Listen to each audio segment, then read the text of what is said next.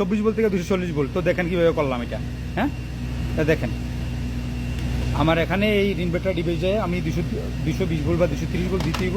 হ্যাঁ, এখানে এই যে 230 ভোল্ট লেখা আছে, দেখেন এই 230 ভোল্ট এখানে দিয়ে দিব। এখানে ভোল্ট দেওয়ার পরে ইন দেওয়ার পরে আউট কিন্তু আমার 24 ভোল্ট, এই যে 24 ভোল্ট লেখা আছে, এই যে দেখেন এখানে এই যে দেখেন 24 ভোল্ট এসি। হ্যাঁ, এখানে হলো সি, এখানে হলো এম, সিতে কমন, এমতে মোটর, আর হলো সোলোনেট বাল্ব 1 2 3 4 5 6। এখানে এটা মডিফাই করতেছে কারণ আমার সোলোনেট বাল্বও একসাথে চালু হইব, 24 ভোল্টে সোলোনেট বাল্বও অন হইব। আর এখানে আমার এই যে মোটরটা 220 মোটরটা বা 380 মোটরটা একসাথে চালু দিব। এই জন্য আমি এখান থেকে পাওয়ার আনছি। এই যে দেখেন এখানে সি থেকে এম এর থেকে, হ্যাঁ সিট থেকে এমের থেকে 24 ভোল্ট নিচ্ছি। 24 ভোল্ট নিয়ে আইয়া আমি এখানে এই যে 24 ভোল্ট যে আমার যে এই যে রিলের আছে, রিলের আমি বাটাম বিউতে দিয়ে দিচ্ছি, 13 এবং 14 দিয়ে দিচ্ছি।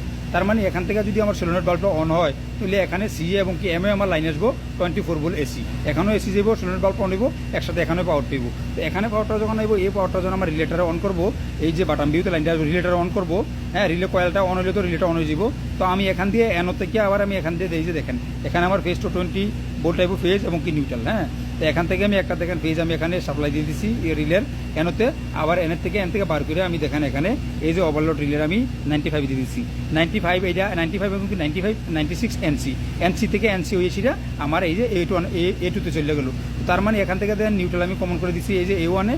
আর এখান থেকে আমার ফেজটা আমার এখান থেকে রিলের উপর দিয়ে আইসিটা এখানে 96 হইয়া 96 হইয়া আমার এখানে চলে এলো। এখানে নিউট্রাল, এখানে ফেজ, মানে 220 ভোল্ট পাইলো। 220 ভোল্ট যখন পাইলো এখান থেকে দেখেন আমি ফেজ এবং এখান থেকে নিউট্রাল দেখেন আমার এই যে এখানে একটা নিউট্রাল, এখানে একটা ফেজ।